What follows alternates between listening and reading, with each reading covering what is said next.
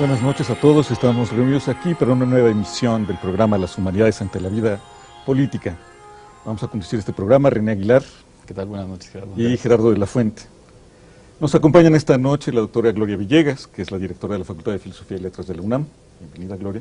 Gracias. Y el doctor Imanol Ordorica, investigador del Instituto de Investigaciones Económicas de nuestra Casa de Estudios. Gracias por estar aquí, Imanol. Gracias, buenas noches. Bueno, el tema que nos reúne hoy, René, es democracia y representación política, un tema absolutamente actual. Exactamente. En estos días. Estos días, muy candente. Candente. Sí, ¿no? Sí, vamos a iniciar este programa viendo un sondeo que hemos hecho con algunas personas sobre democracia. Okay. ¿Qué opina la gente sobre esto? Perfectamente, vamos entonces. Adelante. Es la igualdad, ¿no? De todos, para todos. Mira, vivir en democracia, vivimos ahorita en una democracia, pero es cortante. ¿Por qué? Porque no tenemos lo primero que debe tener una democracia, que lo que tú eliges sea respetado. No es respetado nuestro voto. Pues porque es una forma de que la diferencia se pueda gobernar, ¿no? O sea, de que podamos ordenarnos y que aunque cada grupo sea diferente, se pueda vivir con un orden. Para que estemos viviendo bien, ¿no? Para que no haya tanta rata. Personalmente creo que vivir en democracia es vivir informado no solo de las actividades políticas del país, sino conocernos como comunidad y sociedad. Pues que todos decidamos como la forma de gobierno que queremos o a la persona que queremos en el poder, digamos. Entonces es importante que nos fijemos como en todas las propuestas que hay para saber elegir y no que después nos estemos quejando. Vivir en democracia, tener libertad de expresión, libertad de transitar por cualquier lado, seguridad en el hogar y en las calles. Pues poder opinar y vivir con las ideas que cada persona tiene.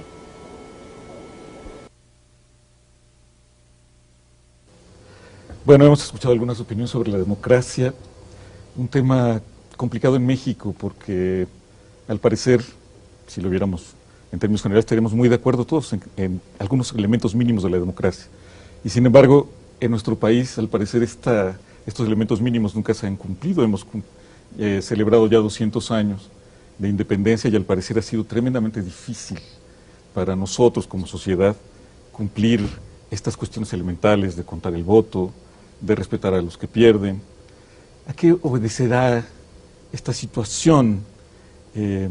¿Habrá una especie de mal esencial de la cultura mexicana? No sé, ¿qué elementos podríamos encontrar para este déficit, este problema de la democracia mexicana? No sé. Bueno, yo hablaré desde la historia, que creo que es una parte importante para comprender estos procesos.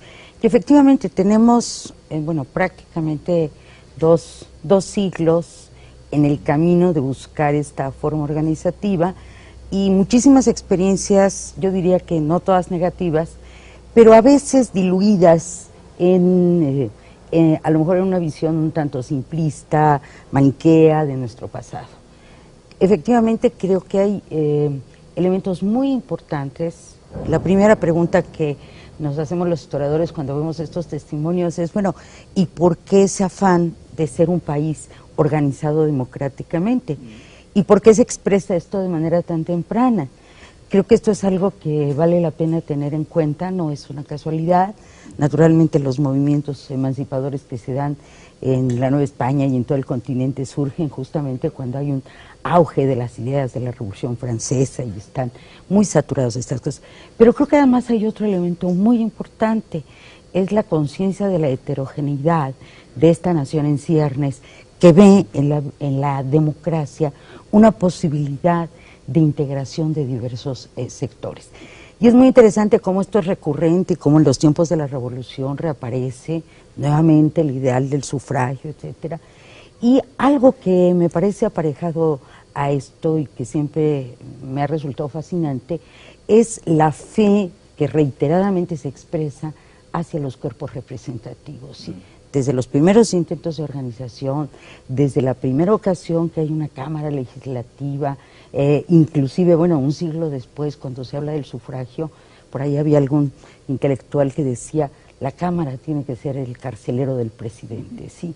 Sí, la limitación de estos poderes que van creciendo. Entonces yo iniciaría con esta reflexión que creo que si miramos la actualidad en perspectiva histórica, hay muchas claves para entender cómo lo vivimos. Sí, parece que ha habido una reiteración de un afán democrático en México, qué sé yo, desde la Constitución del 24, pero siempre ha habido un partido antidemocracia, al parecer. No sé cómo tomar eso. ¿Por qué la necesidad de esta rebelión constante en favor de la democracia?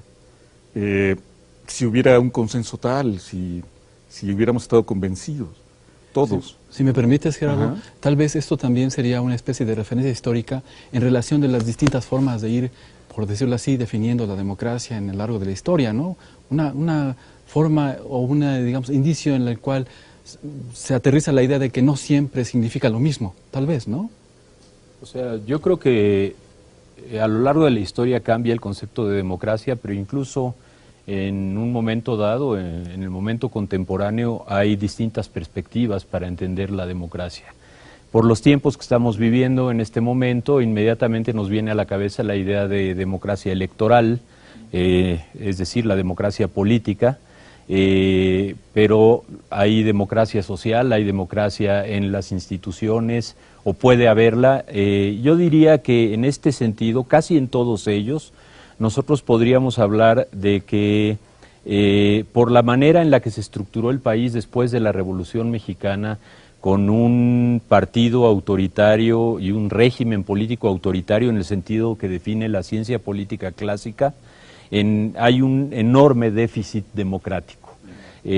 Porque ni en el sistema político general se ha alcanzado a lograr una plena disputa política equilibrada con posibilidades, digamos, balanceadas de acceso al poder, de sustitución de partidos, etcétera, ni se ha logrado sustituir la esencia con la cual se construyó el régimen autoritario, que fue una profunda cultura antidemocrática que permeó todo, las relaciones en los sindicatos, en las instituciones educativas, en el conjunto de la sociedad, en el uso de los medios de comunicación, en la asignación de las concesiones para radio y televisión, en la aparición de la prensa escrita, en toda esta cultura democrática de la cual la parte política es un componente.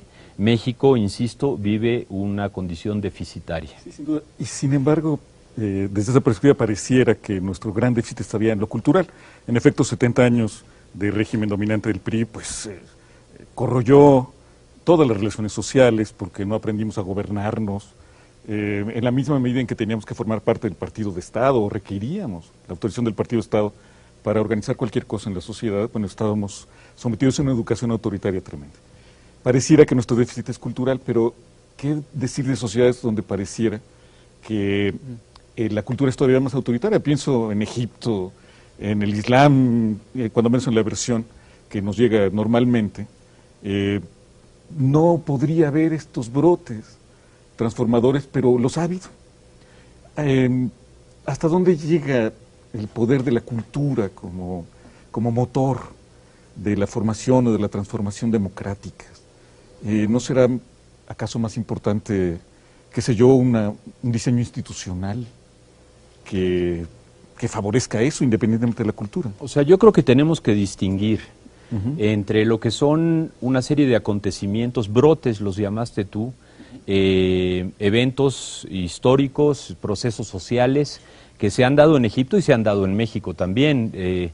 El movimiento de 68, un movimiento profundamente democratizador y antiautoritario, los movimientos que dieron origen a la, digamos, transición de partidos, por no llamarle plena democracia en el terreno político. O sea, por supuesto que hay dinamismo. La democracia expresa una relación, las formas de relacionarse políticamente entre los individuos en la sociedad. Y estas están en constante conflicto y en constante tensión. Pero yo me atrevería a decir que incluso hoy en Egipto es una incógnita si la primavera árabe va a dar lugar a un régimen democrático pleno, porque además siempre uno toma como referencia las sociedades europeas o incluso los Estados Unidos en términos de democracia política, y las imperfecciones incluso ahí son muy grandes, ¿no?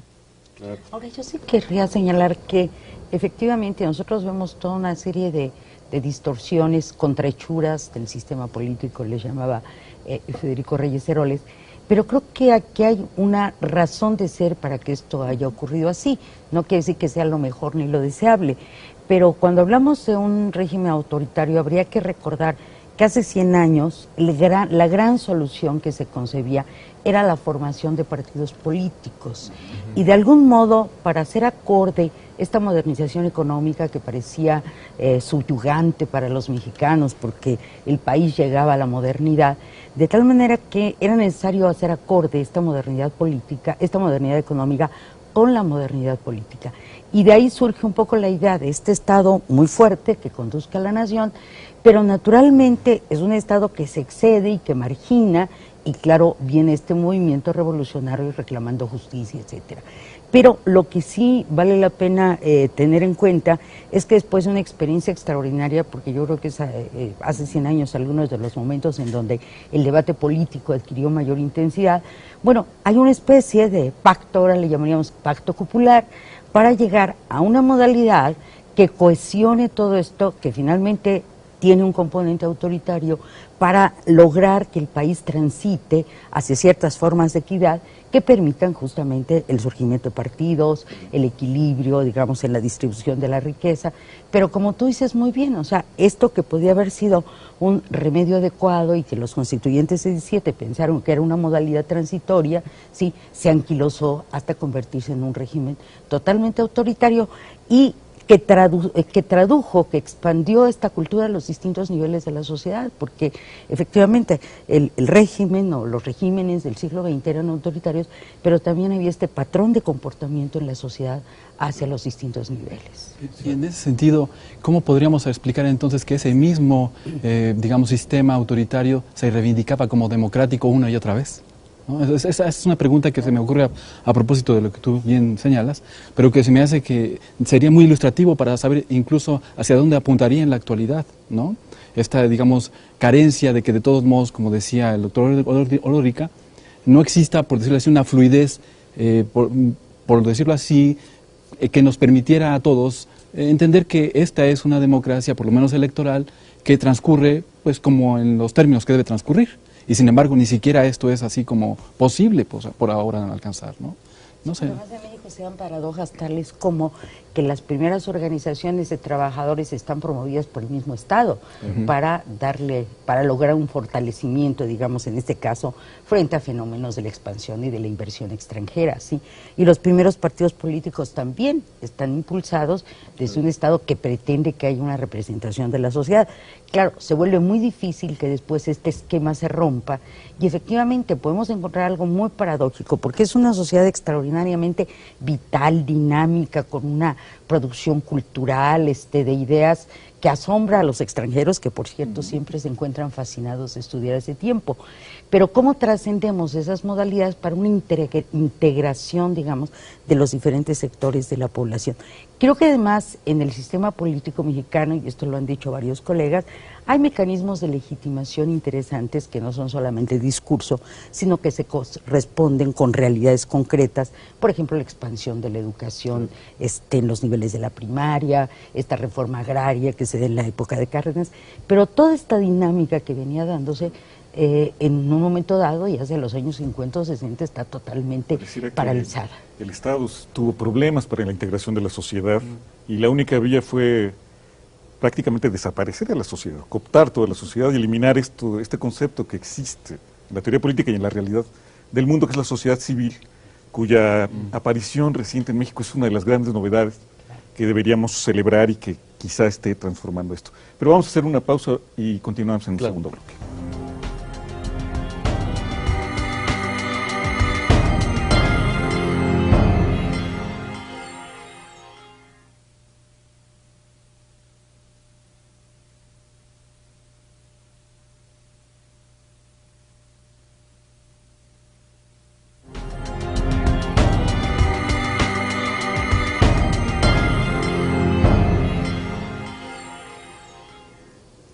Bien, estábamos hablando sobre el Estado y la integración de la sociedad mexicana y comentábamos cómo en México costó mucho trabajo, ha costado mucho trabajo dar lugar a un nuevo actor que es la sociedad civil.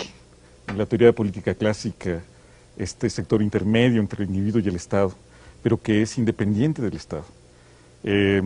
Si recordamos a Monsiváis, él decía que justo esa fue la gran innovación del temblor de 85, ya venía de 68, pero en 85 se cae la ciudad y la ciudadanía, independientemente por primera vez del Estado, decide la organización de las calles, de la ayuda, de la vialidad, de la seguridad, y la sociedad toma en sus manos su autogobierno. Digamos, ese es un sentido muy básico de democracia, el pueblo que se autogobierna, básico y central.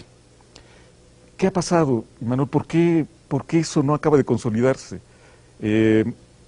La sociedad civil también es contradictoria, tal vez ese es el problema. Bueno, porque hay una enorme heterogeneidad social y porque coexiste ese surgimiento de expresiones más o menos espontáneas y otras que no lo son, que son más organizadas, que tuvieron organización sólida, como los movimientos estudiantiles del año 86-87, el movimiento alrededor de Cuauhtémoc Cárdenas en 88, la misma huelga del CGH en 99-2000, no todo es sociedad civil que se expresa nada más así, todo lo que se articuló alrededor del zapatismo después de 1994, no cabe duda, pero todo eso sigue coexistiendo con la gran estructura corporativa con la que se organizó el país, en donde desde el Estado se define la legitimidad de las organizaciones con las que interactúa el Estado,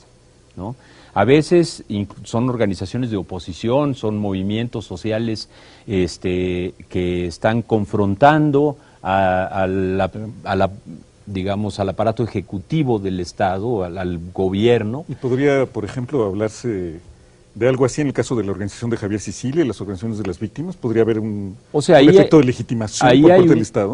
No cabe duda, y eso no lo digo en un sentido negativo ni peyorativo. En el momento en que el Estado asume la interlocución con el movimiento de Javier Sicilia, o que los medios de comunicación y los partidos asumen la interlocución con el movimiento de Yo Soy 132, está dando legitimidad a esas organizaciones más laxas o no, que están haciendo un conjunto de planteamientos y cuestionamientos a distintos procesos políticos y sociales que se viven en el país, ¿no? Pero entonces parece no haber salida. ¿Cómo la sociedad civil podría ser política sin ser absorbida por el Estado? ¿Cómo se lograría esa? Es que la interlocución no quiere decir absorción, ¿no? La interlocución es reconocimiento, y el reconocimiento, esencialmente el reconocimiento que logra las víctimas de las cuales es parte Javier Sicilia, es un reconocimiento que se hace patente por la fuerza, la enorme autoridad moral, por el tamaño del reclamo, por lo que manifiestan, el sentido de lo que están expresando, de la condición de ellos en primer lugar y del país en su conjunto. Entonces el Estado se ve obligado a reconocer la existencia del de enfrente, ¿no? Esto probablemente ha ido cambiando, ¿no? Era mucho más reacio el Estado en sus momentos autoritarios más altos a establecer esa interlocución, ese reconocimiento del adversario. Eso no quiere decir que el movimiento se haya entregado ni que haya recibido carta de legitimación y ya esté apaciguado y controlado, ¿no? Pero hay otros movimientos que tal vez sí, incluso de las víctimas. Es que la tradición antes era la cooptación, pero es diferente el reconocimiento y la interlocución a la cooptación. Era una característica del Estado corporativo, ¿no? Que si había un movimiento como el movimiento médico en 1966, había que o cooptarlo o reprimirlo. No lo pudieron cooptar, entonces lo reprimieron, ¿no?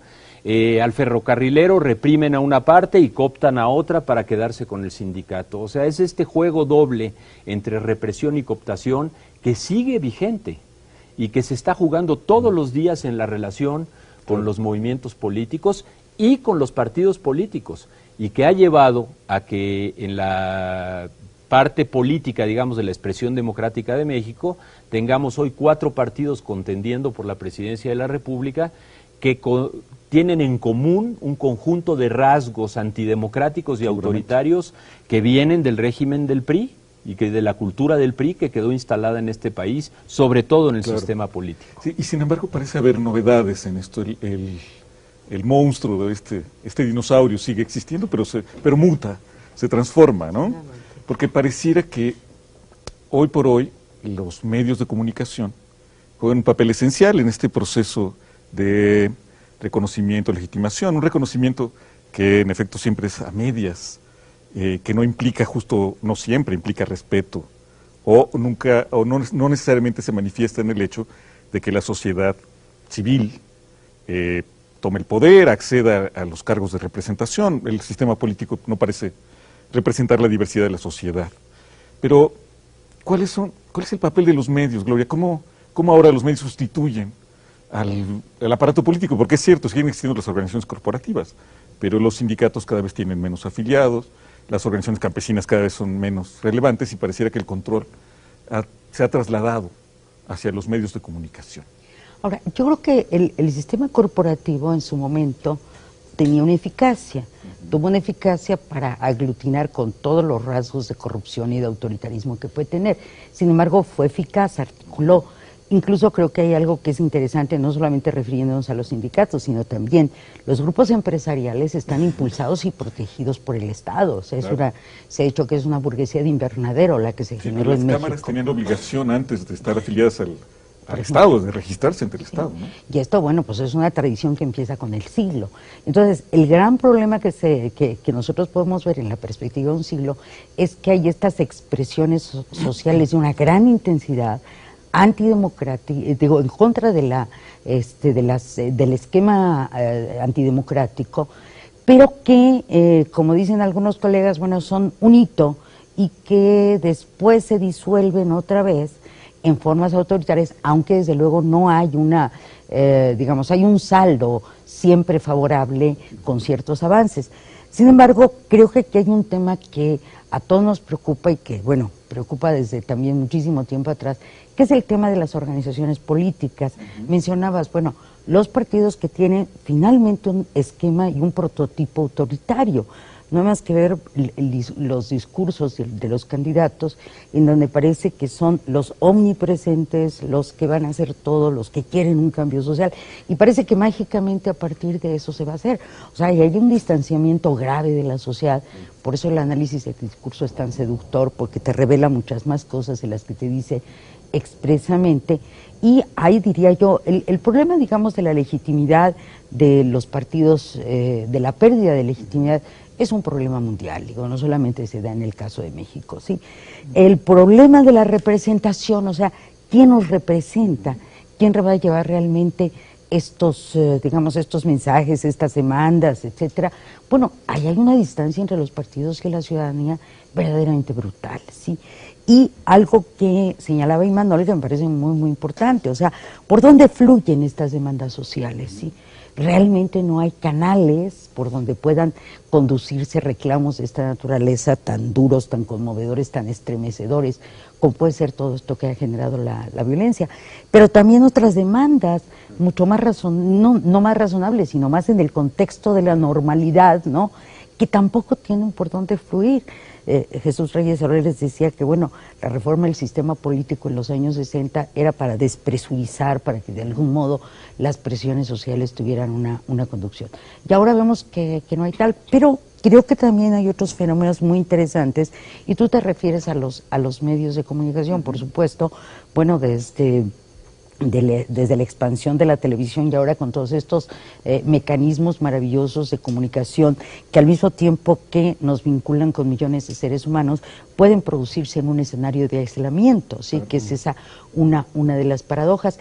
Y creo que hay una reconstrucción o una reconfiguración de los códigos sociales de comportamiento y todo esto, en donde, bueno, yo diría que sí, en los medios hay un control, en los medios hay una preeminencia, pero llama la atención que este reclamo de opiniones más amplias, desemboque en que, bueno, haya un concesionario más de televisión. O sea, finalmente no rompe el esquema. O sea, yo no he escuchado que en un momento dado, lo cual creo que sería perfectamente válido y viable, que estos medios, la radio, la televisión, pudiera estar situada, digamos, algunas estaciones de este tipo en distintas comunidades para que escucháramos la voz de los distintos grupos sociales que tiene este país tan heterogéneo, y que, yo agregaría ya para terminar, que todo este sistema del neoliberalismo y de la globalidad ha ahondado las diferencias. O sea, si nacimos como heterogeneidad, hay otras.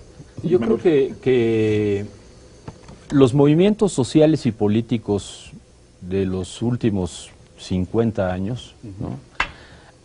Han ido logrando abrir espacios y han generado fenómenos de democratización que no necesariamente son acumulativos y lineales, hay regresión también, pero lo que es importante también es dejar sentada la idea de que aunque hay este enorme déficit democrático en la sociedad mexicana en muchos ámbitos, se ha logrado avanzar y se ha logrado ir rompiendo, y que hay espacios en disputa. Hasta los medios de comunicación de las cadenas y el duopolio televisivo se convierten en un espacio que los jóvenes hoy han disputado utilizando otros mecanismos de comunicación con los cuales han logrado incidir y se han logrado meter, ¿no? En los espacios de las instituciones del Estado mexicano hay condiciones de disputa, condiciones de cambio de políticas educativas, condiciones que, bueno, se puede cambiar incluso una correlación de fuerzas electoral, vamos a verlo, si esto es posible en las próximas semanas, ¿no? Sí, una sociedad que está en lucha y no acaba de ser capaz de transformar eso en voluntad política, en institución política. Pareciera que hay un tapón ahí, ¿no? O sea, hace poco comentaba Héctor Díaz Polanco que si vemos a la izquierda mexicana, que solía decirse hasta hace poco que estaba muy débil, sin embargo, al parecer ha ganado 2 veces las elecciones en los últimos decenios. Esta es una sociedad que tiene mucha fuerza, pero que al parecer su estructura institucional la bloquea una y otra vez. Bueno, yo creo que hay avances muy importantes, porque yo creo que entre los reclamos sociales y las posibilidades de presencia que pudiera haber habido hace 4 décadas y las que puede haber, hay una diferencia sustancial, eso me queda clarísimo, ¿sí? Sin embargo, creo que uno de los grandes problemas es que, y de ahí, bueno, la reflexión que nosotros planteamos desde la perspectiva de las humanidades me parece muy importante, ¿sí? Es que hay una serie de mecanismos que pueden ser inéditos en nuestro mismo país, ¿sí? Y que con bastante frecuencia solemos pensar en esquemas a los que debemos acceder o que debemos imitar, ¿no? Decía Edmundo Gorman que en su espléndido libro México, el trauma de su historia, bueno, pues que realmente la imitación y la admiración a Estados Unidos y la incapacidad de ser México como Estados Unidos era lo que generaba una de las grandes tensiones. Yo considero que, bueno, tenemos que encontrar como sociedad formas mucho más constructivas, digamos, de participación. Los ejemplos que ha puesto aquí Manol, del 85, del 68, los distintos movimientos, creo que son realmente espléndidos ejemplos de que existe esa posibilidad. Yo no estaría tan segura, por esa tradición autoritaria, que institucionalizar eso fuera la mejor vía, que a lo mejor cuando se institucionalizan por estos fenómenos de cooptación, pierden esta virtud creativa, poética dirían en el sentido original de la palabra, ¿no? Claro. Que eso es creativo, sí, creación, ¿no? Exactamente, esa virtud creativa, y que me parece que tiene que ver también con otro fenómeno, porque obviamente digo, no es casual que estos movimientos renazcan, se recreen en los ámbitos de los estudiantes, de los jóvenes que están recibiendo por lo menos en nuestra universidad, una visión muy crítica que esperamos que sea renovada en el sentido de replantear las cosas. Una de las fascinaciones de los historiadores norteamericanos hacia México es que les parece que son experiencias y realidades inéditas que no se repiten fácilmente en otro lugar del mundo, ¿sí? La heterogeneidad, la vecindad con el país más poderoso del mundo, una tradición indígena impresionante. Entonces, tendríamos a lo mejor que buscar estas formas de organización que no se anquilosen y se acartonen, en una institución política, porque efectivamente toda esa, toda esa savia que fluyó en algún momento para darle estructura al país, no está resultando ahora. Se coagula. Se coagula, esa es buena Tú hablaste de un tapón hace un momento y creo que podríamos decir con toda claridad que la clase política mexicana en su conjunto se constituye en un tapón para la sociedad. Se suponía que la creación del partido de izquierda electoral que surgió con el movimiento de Cárdenas iba a representar un vehículo para incorporar a la sociedad a la política, ¿no?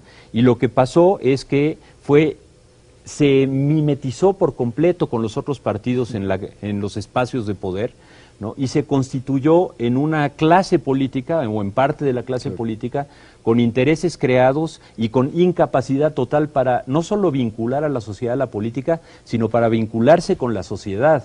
Entonces, ese tapón institucional por el cual ahora vamos a votar, porque además, a pesar de ello, representa algunos cambios y matices que no dejan de ser importantes, ¿no? Es un tema que nosotros tenemos que pensar para tratar de desbloquear por completo y construir estructuras y procesos sociales que permitan que fluyan desde la sociedad las maneras de decisión en lo que se llama en algunos lugares democracia participativa, otras formas que van más allá del simple ejercicio del voto, ¿no? Muchas gracias, doctor. Nos quedamos con esta idea y vamos a una pausa.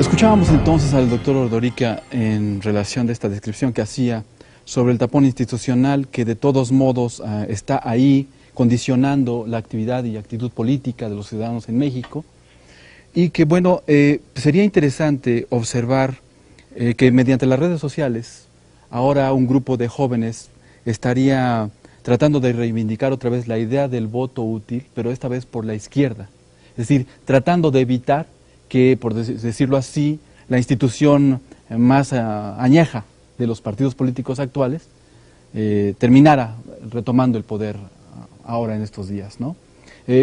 ¿Cómo podríamos entonces establecer una especie de explicación coherente al hecho de que, bueno, dentro de lo que tenemos, esto es lo que tendríamos que hacer para más o menos reivindicar las posibilidades de la democracia? O sea, yo creo que los jóvenes han puesto el dedo sobre uno de los puntos medulares de la reorganización del sistema político mexicano, que es la articulación de los medios de comunicación con los partidos y en particular con uno de ellos en este momento. Pero podría ser, lo ha sido con otros hace 1 y 2 sexenios.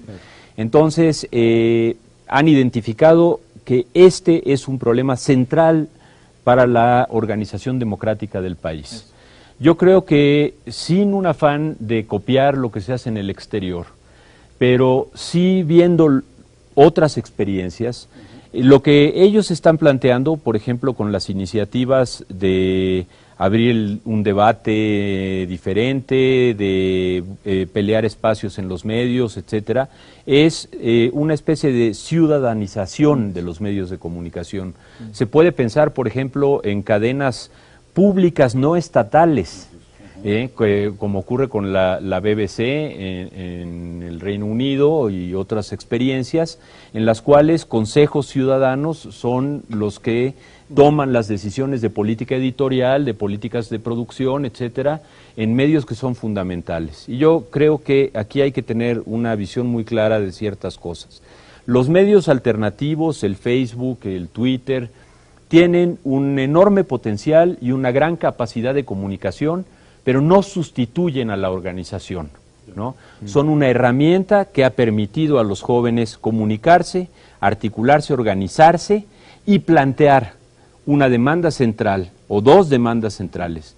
Una, el no regreso a la fase y a la representación más clara del autoritarismo mexicano, y el desmantelamiento de ese eje entre partidos políticos y medios de comunicación como un elemento de dominación de la sociedad mexicana.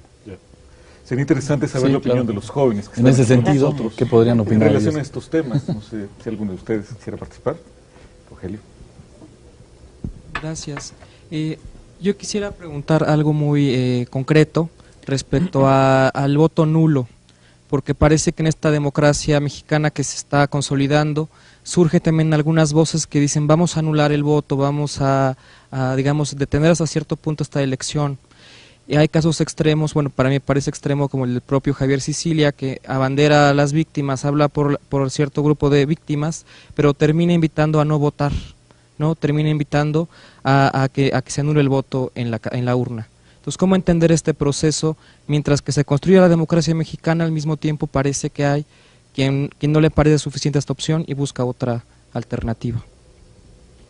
No sé. Bueno, a mí me gustaría comentar algo. Sí, sí. Hace 6 años se hablaba también del voto útil, ¿sí? A toda costa se trataba que el PRI no llegara y entonces se favoreció, se allanó, con independencia pues de todas las discusiones que hay acerca de los conteos y demás, la llegada del PAN, ¿sí? Yo creo que, y este sería, me parece que una parte muy creativa de los jóvenes, la reflexión que tendrían que hacer en torno a esto. Y la pregunta es, bueno, ese voto nulo, ¿a quién favorece? Porque siempre habrá un destinatario de la marginación de quien no desee votar. Creo que, ya Imanol lo decía hace un rato, sí, este es el momento de la elección, pero el trabajo está mucho más allá de la elección. Me parece que en esto, y bueno, no olvidemos que hay muchos más puntos de elección que habrá que entender, que habrá que asumir y que vamos a ver en qué forma, precisamente a través de esas elecciones, se articula esto que llamamos una nueva correlación de fuerzas, ¿sí? Yo ahí sí creo que el mensaje en esto y en la perspectiva de las experiencias anteriores habría que retomarlo, que efectivamente, o sea, las formas organizativas que habrá que generar, bueno, no necesariamente, digamos, se sitúan en el momento exclusivo del voto, ¿sí? Por otra parte, bueno, las instituciones tienen muchos efectos, pero finalmente se han construido, pues yo diría, a imagen y semejanza de los mexicanos, ¿sí? Porque tampoco es una invención extralógica. Sí. En esta cuestión del voto nulo, pareciera que es una cuestión casi de madurez de la sociedad, ¿no? Tendremos que también soportar la frustración y saber que no podemos tener lo ideal, necesitamos la segunda mejor opción, y la segunda mejor opción es transformar esto aunque sea una parte de esta clase política que está presente, tal vez no nos guste tener que votar por la mayoría de ellos, pero no hacerlo podría ser perseverar esta situación ad infinitum. Ahora bien, hay en esto algunos analistas que han hablado de hacer del voto nulo una estrategia para anular las elecciones mismas. Si fuera un movimiento que lograra que más del 30%, no me acuerdo, en fin, qué datos manejan, pero han planteado que podríamos llegar a esa situación. No sé cómo lo ven ustedes esta perspectiva. Yo creo que el único analista que en realidad era novelista que pudo hacer eso fue Saramago en Ensayo sobre la lucidez, en donde todo el mundo votó nulo, ¿no? Me parece que no hay una fórmula que se aplique siempre. Desde mi punto de vista, en las condiciones actuales de México, en este proceso que estamos viviendo, no hay condiciones para que la sociedad se expresara contundentemente en conjunto contra la clase política, toda ella, a través del voto nulo. Entonces, corremos el riesgo de que sea una expresión parcial, limitada, que favorezca a precisamente aquellos partidos que tienen las condiciones estructurales y históricas que les permiten una condición más favorable en la contienda, ¿no? ¿Alguien más? ¿Tiempo para alguna otra pregunta de ustedes? A ver. Bueno, ¿sí se escucha? Sí, te escucho. Bueno, actualmente los acontecimientos han puesto en cuestión, creo que dos nociones clave, la de democracia y la de representación, al menos en sus formas institucionales actuales, ¿no? A tal grado que vemos estudiantes organizando debates al margen de los patrones tradicionales, ¿no? Que bueno, puestos en eso sería interesante verlos en TV UNAM también, ¿no? Lo digo como ciudadano, ¿no? Y en ese sentido, no sé si aquí cabría hacer la observación de que, no quiero sonar optimista, pero como se ha puesto en la mesa, tal vez sea la sociedad civil la que está ocupando un poco, a la que está ocultando un poco a esta sociedad, a estas instituciones políticas que están siendo rebasadas por la capacidad organizativa, ¿no? Y por la capacidad política de accionar de la sociedad civil. En este sentido, me gustaría saber cuáles son sus diagnósticos con respecto a estas movilizaciones, ¿no? Claramente el Yo Soy 132, y bueno, cuáles serían sus perspectivas para el futuro de estas movilizaciones. Por favor. Bueno, creo que la experiencia es muy interesante. Creo que por otra parte, esa proclamación inicial de antipartidismo de este movimiento me parece que es una señal clarísima y está expresando muchas de las preocupaciones de la sociedad desde hace varias décadas.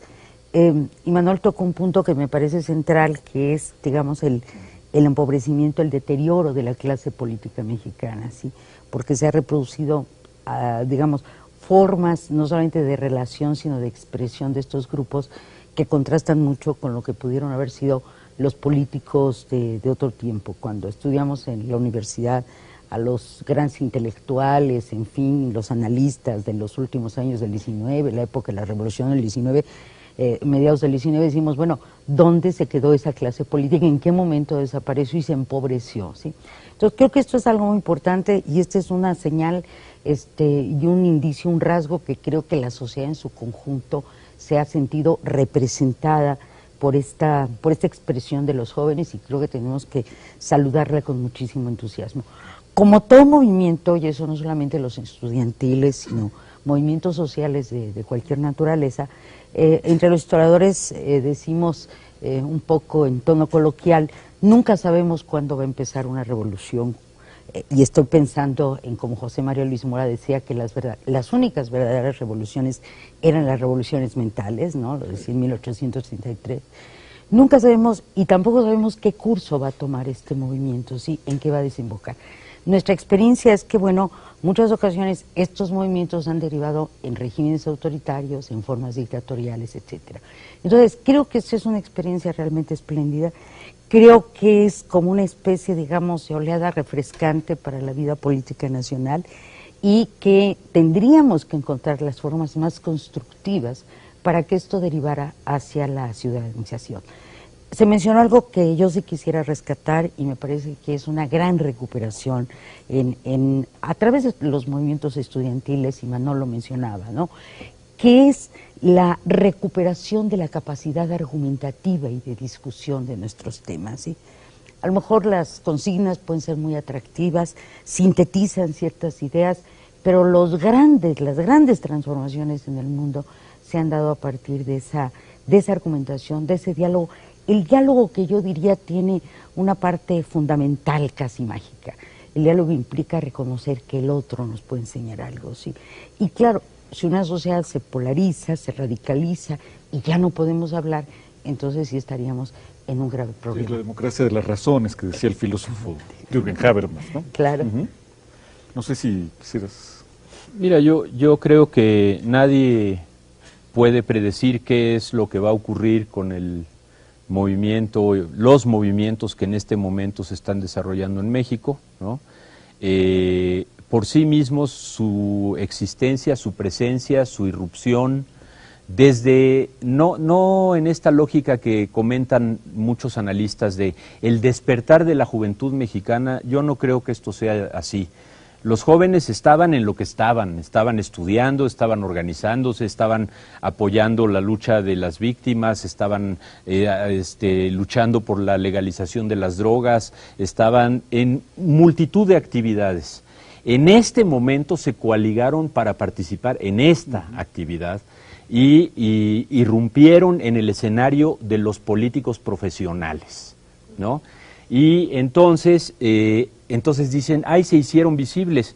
No, eran visibles, pero ustedes no los veían, ¿no? Y en este momento en que irrumpieron en el escenario de los políticos profesionales, por lo menos lo que hicieron fue darle una patada al tablero electoral que existía hasta el día en que se inició en la Ibero este gran movimiento. ¿Qué va a resultar?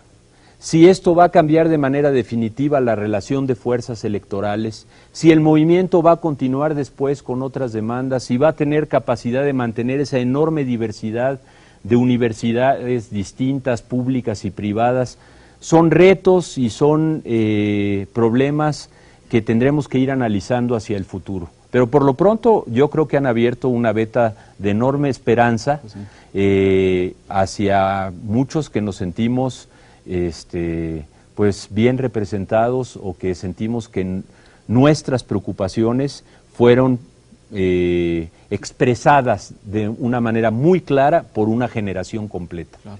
Y en ese sentido tal vez sea conveniente y deseable hacer ver a la ciudadanía que su participación vigilante en un proceso tan complejo como el que ahora estamos viviendo y concluirá en los próximos días es muy importante y es una forma activa y precisa de hacerse ver continuamente, ¿no? Y cotidianamente, creo yo, ¿no? Muy bien. Entonces queremos agradecer a nuestros invitados, Gloria Villegas y Manuel Ordorica, gracias a ustedes, Gerardo Alcuenta, a nuestro querido público presente el día de hoy y nos estamos viendo muy pronto, esperemos. Gracias a todos. Gracias. Gracias.